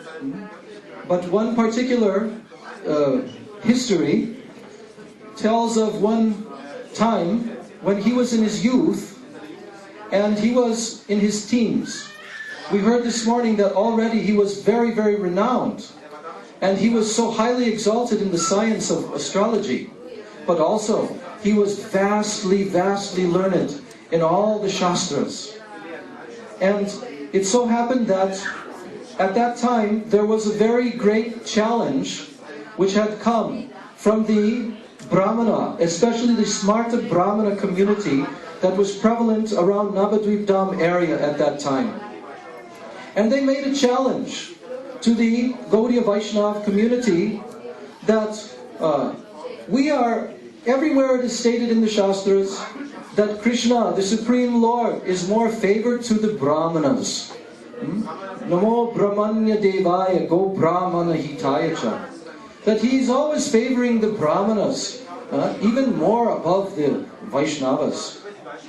So this challenge came, and many of the exalted Vaishnavas in Navadvip Dham, they elected that Srila Sachidananda Bhaktivinoda Thakur would come, and he would present all of the evidence of Shastra, and he would defend all of these bogus accusations coming from the Smarta Brahmana community. But at that time, Srila Bhaktivinoda Thakur was bedridden, and he was manifesting the lila of being sick. So he told to his dearmost disciple and son. I want to tell you that you told that Krishna is Go Brahman Hitaya. And he has given more importance of Brahman than Vaishnava. Where? Any example? नहीं वो बता रहे हैं smart लोग ये भावना लेकर के attack कर रहे थे वैष्णव के ऊपर। स्मार्ट लोगों का ये विचार बता रहे हैं।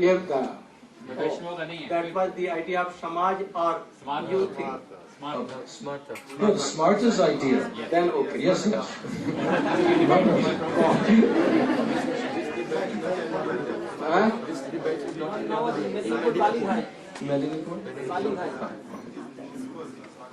So, but anyway, whole Bengal or whole India was suffering from in this. Yeah. The smart Brahman. They wanted their influence. So then, Srila Bhaktivinoda Thakur gave him the order that he should go, even though he was still in his youth, but he had full confidence in him that he would be able to go there and present perfectly the final conclusions of all the Shastras to prove that Krishna is always favoring the Vaishnavas over the Brahmanas, and that a pure Vaishnava, he is automatically a Brahmana. But a Brahmana is not automatically a Vaishnava. So, then at that time, Srila Bhaktisiddhanta Prabhupada, who was known as Siddhanta Saraswati at that time, he prepared one amazing essay, which actually now, it has been translated, that same essay has been translated into English language. And all of the quotations which he gathered from so many different Shastras to support his conclusions are all mentioned there in this book. Very, very vast essay that he wrote. So, empowered with this essay and armed with this ammunition, he now went to this meeting in Medinipur. So, at this assembly, the Brahmanas were seated on one side. So the Brahmanas were seated on one side. He did not went, but he was sent by Srila Bhaktivinoda Thakur. Yes. He was deputed by him. So, on one side were the Brahmanas, and on the other side were the Vaishnavas. In that gathering of Vaishnavas, there were also many exalted personalities revered amongst the Vaishnava community. But they had chosen Siddhanta Saraswati as the presenter of all of this pure Gaudiya Vaishnav Siddhant. So, the director of the assembly, he had given chance to the Brahmanas to present their arguments. And so, they had spoken for a very, very long time, those who were representing the Brahmanas. And they had presented so many different evidences from the Shastra. So now, at the end of that evening, then they adjourned, and then the next day, again they began. But now they gave chance to Siddhanta Saraswati and the Vaishnava side to begin to present all of their evidence. So now, Siddhanta Saraswati, he began, first of all, to present all various quotations from the Vedic Shastras about the exalted position of the Brahmanas. So many different quotations he gathered from everywhere in the Vedas, Upanishads, in Mahabharata, and so many different places. And he presented a very, very powerful presentation, so much so that it practically appeared that he was stating that the Brahmanas were in the superior position. So he spoke for many, many hours like this. And as he was speaking, the Brahmanas who were on one side, they became very happy. They were very encouraged. And they thought, oh, very nice, he's supporting our side. So he spoke till the end of the day. Then, again, they had to resume the next day. So, in the early morning time, again he began to speak. And now, he began to present from the Shastras so many powerful evidences and quotations which superseded all the quotations that he had made about the Brahmanas, and directly showed that the Vaishnava is superior to a Brahmana, and a Brahmana, and a Brahmana is not by birth. Not simply, so many statements from Shastra explaining that in Kali Yuga there is no pure birth lineage, and in Bhagavad Gita Krishna says Chaturvarnya Maya Shristam Guna Karma Vibhagasha, that all of the divisions of the four varnas and ashramas, they are not determined by birth, but by quality, guna, and by karma, by work. So in this way, Srila Prabhupada Saraswati Thakur, he began to glorify the position of the Vaishnavas. And as the Vaishnavas were hearing this, they were feeling so much happiness. And the whole crowd, there were thousands of people who were assembled there for this great debate. And everyone was beaming.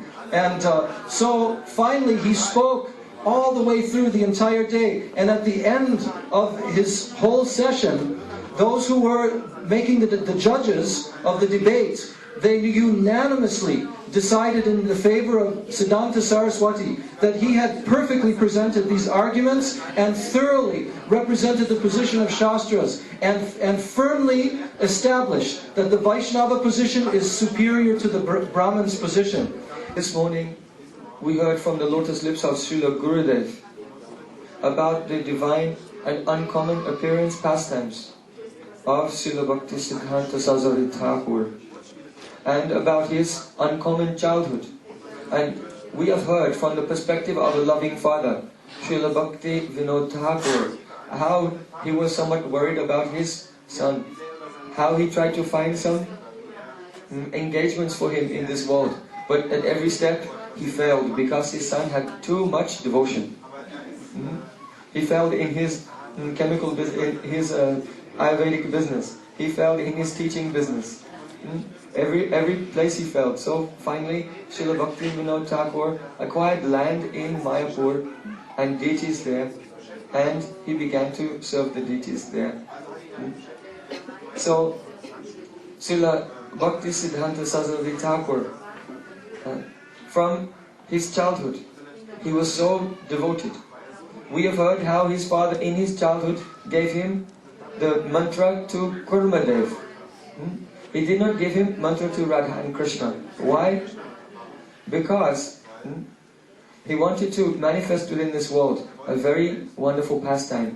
The pastime of Srila, this Bimal Prasad, taking shelter of the lotus feet of Nitya-lila Parvishtam Vishwapad Sishimad Gaur Kishore Das Babaji Maharaj.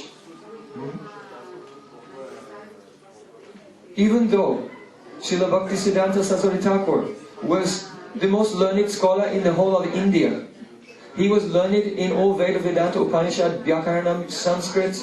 He was the most learned person in astrology even. That the dean of the college, Calcutta University, kept open a seat for him there, that he should be head of the astrology department. So from the material perspective, he had all types of qualifications even. But what happened?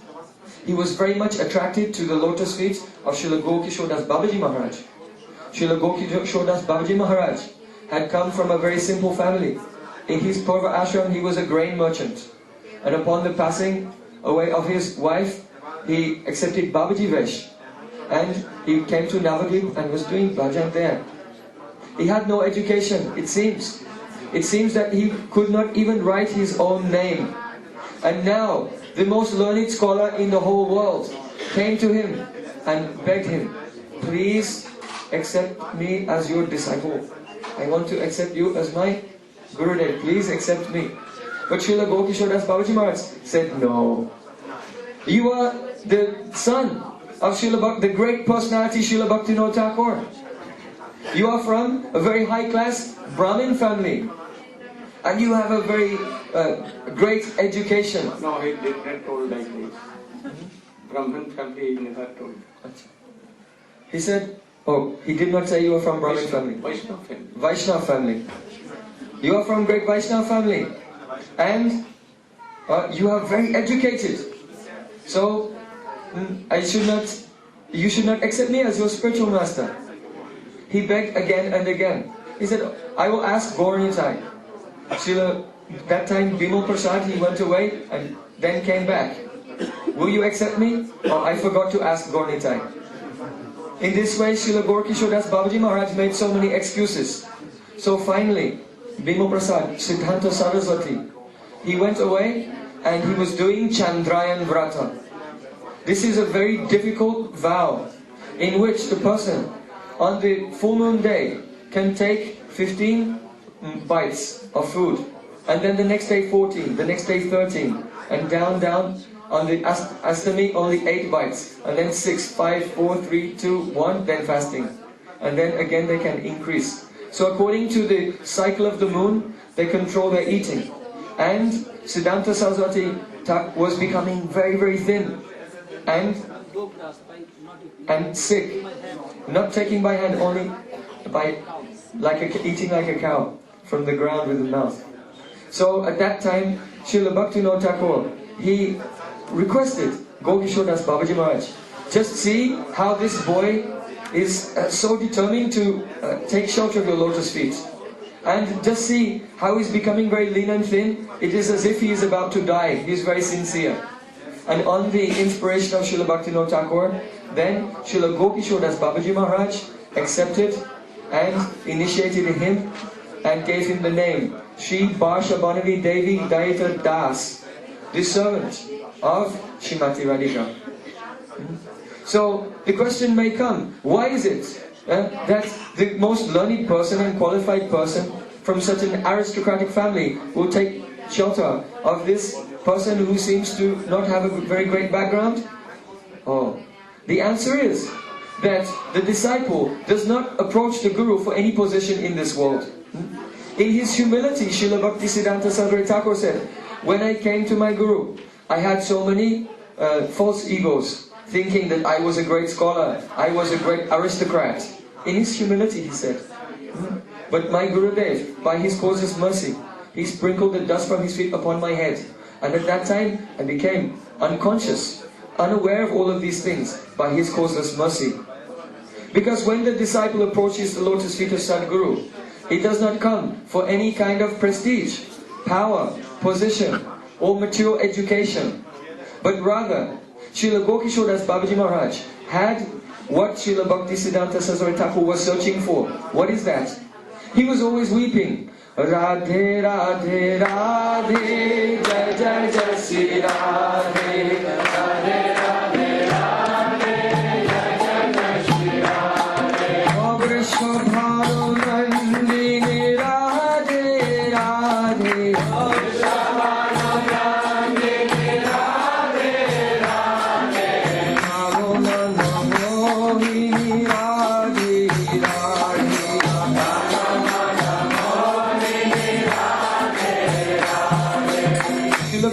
Das Babaji Maharaj himself would sing. He had the inspiration in his heart to manifest this kirtan in the world, in which the mood of Raghunath Das Goswami has been expressed. Kote go premamai radhe radhe, O Shrimati Radhika, where are you? Gosai niyam kore sadai dake radhe radhe. Raghunath Das Goswami is always crying, O Shrimati Radhika, where are you? Malin Vasan diya gaye radhe radhe, giving up his worldly, royal attire of being a wealthy person and putting on the grey cloth covered in the dust, just ordinary, dirty, white cloth. Malin Vasa diya gaye radhe radhe, Braje dulai gada gadi jai radhe radhe. With his voice choked, he would roll on the ground in the pain of separation from Srimati Radhika. Mukhe radhe radhe bole radhe radhe, Bose nayanera jale radhe radhe. Always calling out the name of Radhika and drowning in the current of his own tears of separation. So Srila Gaurkishore Das Babaji Maharaj was like this. And upon seeing this, that Bimal Prasad, seeing this, a greed came in his heart. I want to have a mood like you. This is the reason why we approach the lotus feet of Sri Guru. Not for anything else. Only for this mood of deep love and separation from the lotus feet of Radhika. That one day we may attain her service. And in this way, he took shelter of his Gurudev. And in 1905, at the age of only 31, he took shelter of the Chandrasekhar Bhavan in Mayapur Dham and began to observe his vow to chant 1 billion names. 1 billion names of Radha and Krishna. That means to complete 3 lakhs Harinam, 192 rounds every day for 10 years. So he began his vow, and he was completely absorbed in Nam Bhajan and reading the books of our Goswamis. At that time, Srila Gaurkishore Das Babaji Maharaj, he commented, "Oh, I can see the Vairagya of Das Goswami in my Prabhu."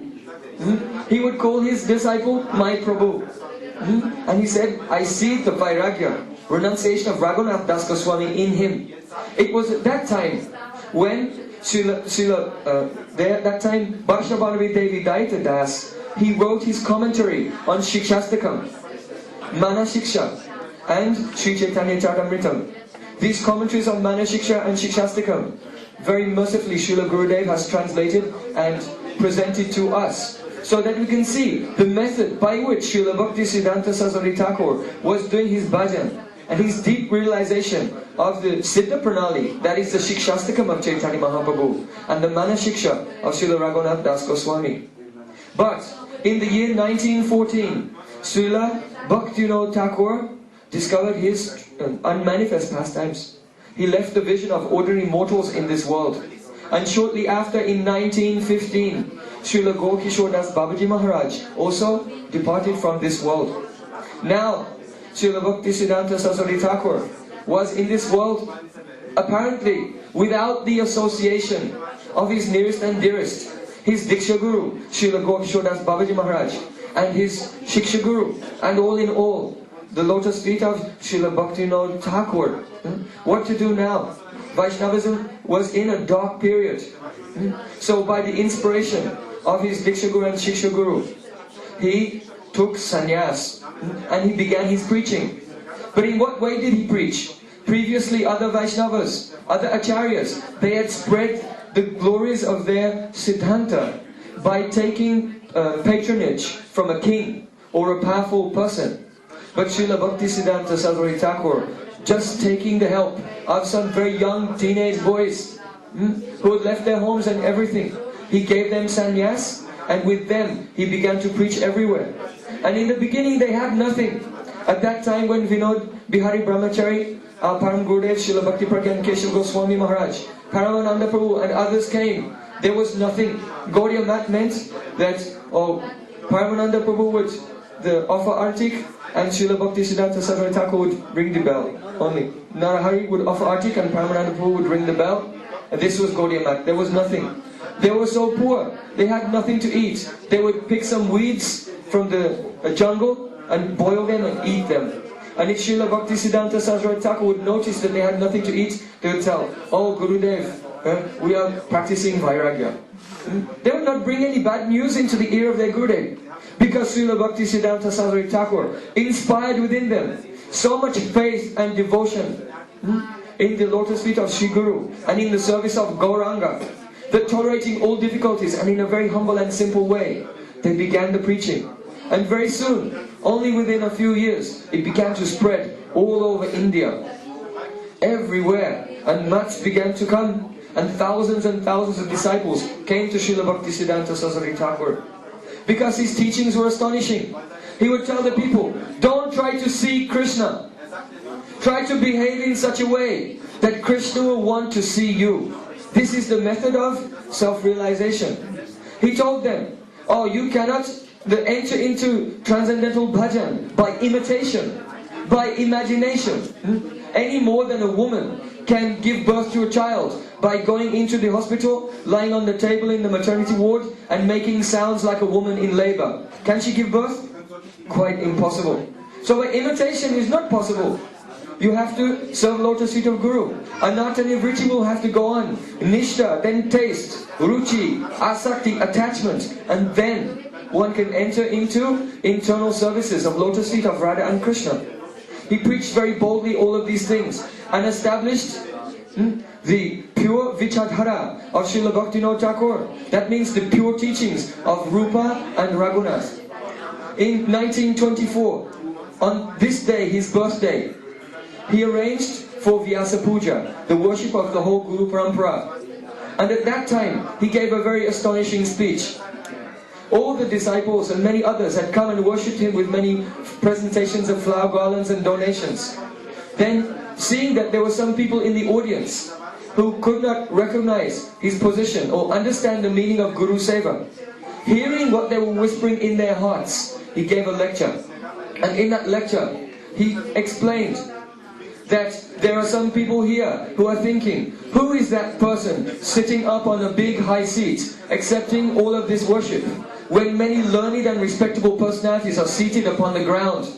What kind of animal from a zoo, what kind of brute can sit there proudly on a big seat while others are sitting on the ground? Then to you, I give this answer. You know that a Vaishnav will never accept the position of Guru. Vaishnav, this thought will not come in his mind, I am Guru, because Vaishnav is Trinadapi Suni Chaina Torori Vasishtana, more humble than a blade of grass. So Vaishnav will never think, I am Guru. Yet on the other hand, unless a Vaishnav accepts the position of Guru, then the transcendental family will come to an end. The Sampradaya will not go on. So then what will he do? So Srila Bhaktisiddhanta Saraswati Thakur, he explained that at the time of Rasa Leela, when the gopis were searching for Krishna, at that time they began to weep. Chuta piyala panasasana ko vidara bilvaka jamba bakula kadamba nipa yen ye parata bhavaka yamunopakula samstantu Krishna padavim rahitatmanam naha. The gopis were searching for Krishna on the bank of Jamuna, and they were approaching the trees. Chuta piyala panasasana kovidara. Oh kovidara tree, oh mango tree, oh jambu tree, bakul tree, oh banyan tree. They're asking the trees, have you seen Krishna? Because you live on the bank of Jamuna, you live in this holy place, then you are sadhus, and you are very merciful to others. So please be merciful to us and tell us, where is the son of Nanda Maharaj? Because he has taken our hearts and he has run away. So gopis of Vrindavan having the highest praying, then they see even the trees and creepers and flowers of Vrindavan to be like their Guru. So similarly the Mahabhagavat Vaishnav, he never sees that he is Guru, but rather he sees that everyone is his Guru. Was in Chaitanya Mahaprabhu. Similarly, so many acharyas came to India. Shankaracharya, Ramanujacharya, Madhvacharya, Vishnu Swami, Nimbadi, Vallabhacharya, so many came. After that, see Sarup Damodar Rai Ramananda, Sadak Goswami, Krishnadas Kaviraj Goswami, up to Srila Bhaktivinoda Thakur. But all the ideals were included in Srila Prabhupada. What proved Goswami? Okay, you heard something from Aranya Maharaj, from Raghunath Das Goswami. He took sannyas by process from Ramanujacharya. He did not take from Nityananda Prabhu and Chaitanya Mahaprabhu because they were ek dandi. And that is why Chaitanya Mahaprabhu broken in 3 pieces. And 3 pieces, 3 danda. So he followed this process from Ramanujacharya and Madhvacharya. Madhvacharya, or 5 Siddhants. Jeev Ishware Bhed, Jive Jive Bhed, Jeev Jade Bhed, Jade Jade Bhed, Jade Ishware Bhed. Baladev Vidyabhushan has told all these things. So Prabhupada, in Prabhupada, all these things were there. But Guru Maharaj used to tell that Ramanujacharya, Madhvacharya, especially Shankaracharya, Madhvacharya and others, they took help from big kings, very powerful and wealthy personals. So many, like Buddhadev, by Ashok, Shankaracharya by so many, Ramanu, so many big wealthy persons of South India. Madhvacharya same. But Prabhupada what did? Miracle. He told to his disciples, oh, I'm giving you one very small ball. You should go to door, in a station, a railway station, bosses, in markets, everywhere, and tell them to give 1 pice only, don't take 2. And tell them what is Krishna Bhajan. Go door to door and tell them, after so many species you have become human, one day you will die. You cannot take your even a hair or body and finish. So, please chant Hare Krishna, Hare Krishna. Take shelter of a bona fide Guru. So go door to door. And what began? Very soon in whole Bengal or whole India, even he sent in his lifetime one Maharaj, Srila Bhakti Pradeep Tirth Maharaj, Saranga Goswami Maharaj, to Western country, especially in England, Germany too, here and there. So, it was very kind, very old. So, all the ideals of the whole previous acharyas were in Srila Prabhupada, some special also. He was bold, he was very high class of darshan, but even waiting, like he told in Jagannath Puri Chatak Parvat, here and there. Once he was in Radhakund, and big parikrama was there, more than 500, 600 or 1000. And there he told this same word you told. In every exhibition and so many things, he told, I came to this world. I began to cut the jungle of Maya, Bad, Sahajiya, Sakhi, Bheki and all others, Bauddhavad also. And my whole life went away in this way. But you should remember, this is not the aim and object of our life. To be the maid servant of the Lord's feet of Srila Rupa Goswami. always remember how to receive the service of Sri Chaitanya Mahaprabhu, Sachinandan Gaudhari, and Radha Krishna Kanjuga. For this Nityananda Prabhu came, for Baldev Prabhu came. So please remember, cutting jungle and all other things that I have done, it was necessary to establish that thing. So don't be so much engaged in this. Always remember our aim and object to have love and affection for Radha Krishna. Otherwise you will be karmi. Karmi. He has written in